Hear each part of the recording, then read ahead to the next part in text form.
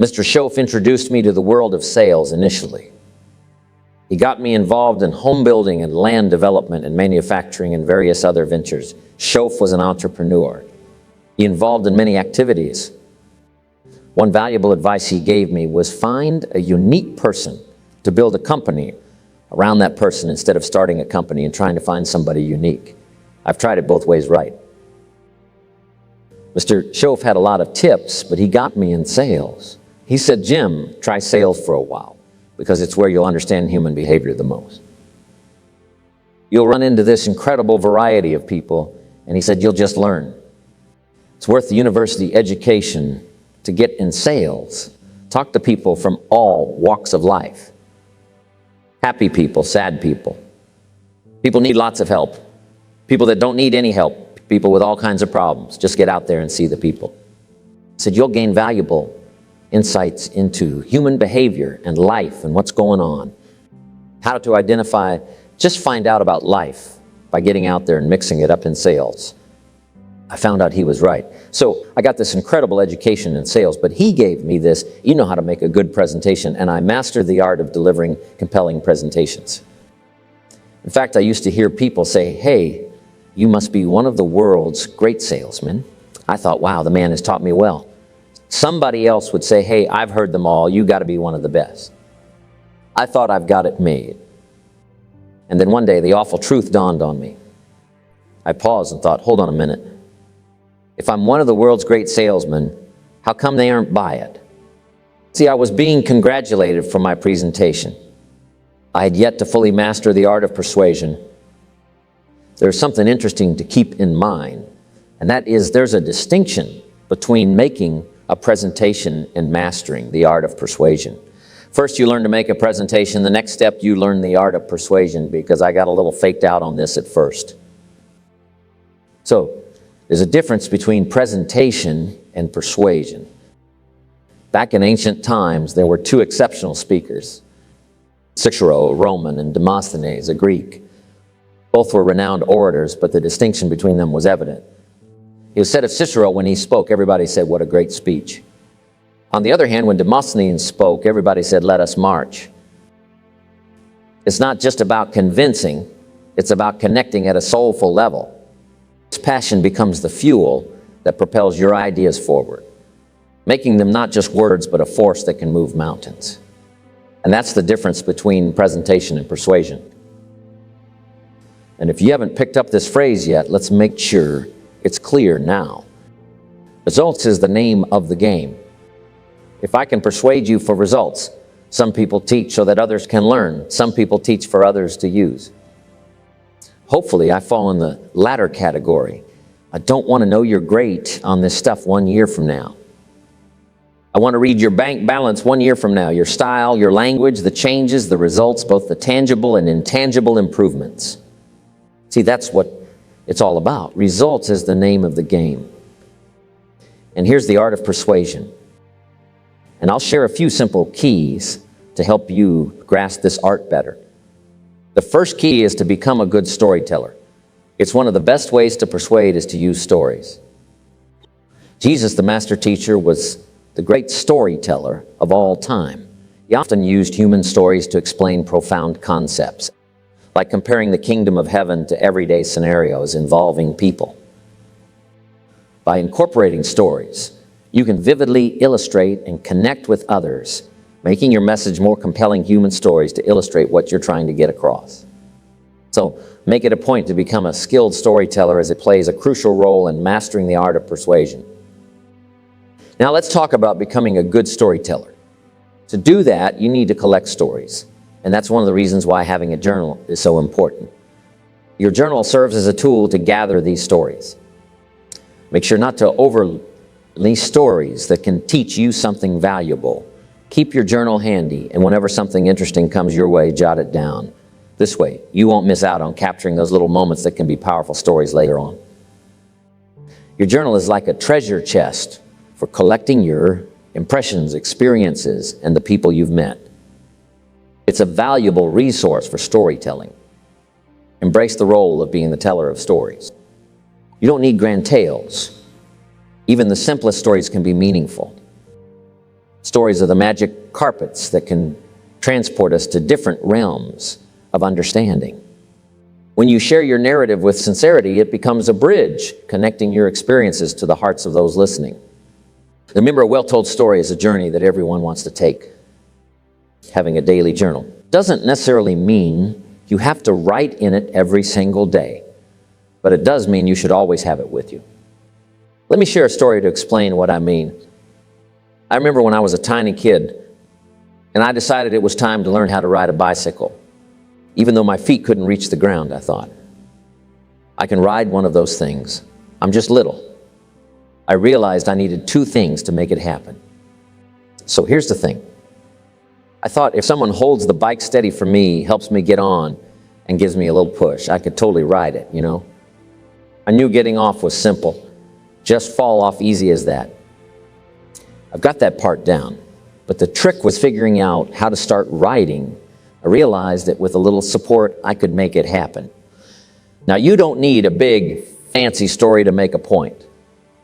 That's the beauty of it. Just be a storyteller. It doesn't have to be complicated. A simple story can get the message across. Even the smallest tales can convey important lessons. Let me share a quote I found from Bernard Shaw. He said, "People are always blaming their circumstances for what they are. I do not believe in circumstances. The people who get on in this world are the people who get up and look for the circumstances they want. And if they cannot find them, they make them." Next, the art of persuasion is don't exaggerate. It's important not to exaggerate and to handle the facts correctly. Credibility is crucial, and misusing facts can harm it. If something is 100, say it's 100. If it's 500, say it's 500. Being accurate and sticking to the facts meticulously strengthens your credibility. Here's another one, the art of persuasion, oratory. And if you're not involved in sort of speaking in public or to groups of people, you may not be so involved in oratory, but even in personal conversation, really public presentation is essentially an extension of personal conversation. Practicing public speaking is a lot like practicing how you talk with people in everyday conversations. They're not so different from each other. Whether you're telling stories on a big stage, chatting in public, or speaking in your office or with your team, it's all about being a good storyteller. The key is to carry that skill wherever you go. Learn how to get your point across one-on-one, just as important as one in a group. When you're always talking and chatting with people, turn it into a practice session. Now, oratory is just expressing yourself really well for a short period. Imagine it like a little burst of effective communication. For instance, in my evening seminar, when I come to the disease of attitude called complaining, it's in there. When I say spend 5 minutes complaining and you've wasted 5, and you may have begun what's known as economic cancer of the bone. Surely they will soon haul you off into a financial desert and there let you choke on the dust of your own regret. Now, that's a quick burst of oratory, you see. It's just something well said, well put together, and you just use it. One is for attention, of course. One is to get the point across. One is to cover what you're trying to cover, okay? But remember, you can't do that for a long time, like 30 minutes, right? You know, the attention span isn't that long, but oratory is good. Now let's talk about using quotes. Sometimes others express things better than you can. So become someone who collects and uses quotes to support what you want to say. Quotes can grab people's attention and make your words more powerful. Do you notice how you know you're just going along in conversation and you quote something? People just listen a little better when you quote. Whether it's a poem, a sentence, or saying quoting can be really effective in getting people to listen. It's really helpful in the art of persuasion, getting attention. It also shows you've done your homework. You were really interested enough in your subject to gather up the quotes on the subject, so go ahead and use quotes. I even included them throughout the whole evening seminar. Benjamin Disraeli once said, "Nothing can resist a human will that will stake even its existence on the extent of its purpose." See, that's very well said. Write it down in your journal and then repeat them and rehearse them till they become part of you. And sure enough, you will find all kinds of uses for the stuff you've captured and practiced. The other day in Salt Lake City, I was giving a talk about the truth, and I remembered Churchill's quote, "The truth is incontrovertible. Malice may attack it, and ignorance may deride it, but in the end, there it is." It's a great quote, right? You could sit up all night and not think of that, right? I mean, that's great quotes. So learn how the quotes in the poems are just, they're heavy. They're good stuff, whether they're fun or serious. Just learn all the quotes, something you write yourself. Write it out and then rehearse it. If it sounds good, use them in your conversations. Quotes are the jewels in the crown of persuasion. They add sparkle and authority to your message. Quotes are the condensed wisdom of ages. I would remind you, whether drawing from the great minds of history or weaving your own gems, quotes elevate your persuasion game to new heights. Write down your thoughts on paper, then go over it till it takes root in your mind. And your heart starts to grow sure enough daily in conversation, all kinds of occasions. You'll have to quote something that you've written, a couple of verses of something, but use quotes. They're so good because some people have said it so well. And with practice, you can become skilled at expressing yourself in a way that gets your point across and covers the topic. So use quotes. They're helpful. The next one is learn how to paint pictures. Word 5, frame together. This means putting words together in a way that vividly describes something, adding color and depth to what you're saying. Learn how to paint pictures with words. Part of the art of persuasion is taking people on a word journey, a journey of words, descriptions. Now, part of those pictures develop as you grow older and gain more life experience. It's a natural part of growing up. One day, when Judy's son Bruce was around 12, we were riding motorcycles up at the ranch on the Jeep trail. I'm in the lead, and we're running the Jeep trails. I noticed this little clearing right through the trees where the trail made a little circle out, along the side of the mountain, and the view is amazing. So I pulled up and stopped. I'm taking off my helmet. I'm looking at this view. It is spectacular. The colors, it's around 5 o'clock in the evening, and the colors are gathering in the valley below this little river running through the valley. The cattle are down there grazing the mountains in the distance. The trees, the colors, the mountains, everything looked fantastic. And I'm drinking in this scene, and Bruce comes flying up on his motorcycle right up behind me, stops, gets off, takes off his helmet.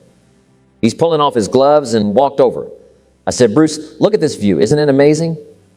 He glanced at the view, then looked at his watch and said, "We should go. We might be late." And I thought, okay, why doesn't this view affect him like it affects me? I'm stunned by the colors and what's happening. And then I realized he's only 12. You see, when you're 12, you've only got 4 or 5 colors on your palette to paint pictures. You just don't have very many. Imagine a canvas where your words become brushstrokes, painting vivid pictures in the minds of your audience. Visualization is a potent tool in the art of persuasion. Create mental images that inspire and motivate, I would advise. These images become a beacon guiding others towards a future you've eloquently described. But sure enough, as you grow older and gather more experience, you start to see a better variety of colors on your palette, different shades of green and blue, as the colors begin to expand and transform. When you become skilled at using these colors to paint pictures in people's minds, see, that's when things can really start to take shape, learning how to paint pictures, how to tell the stories, how to get the ideas across, how to get to the heart of the matter.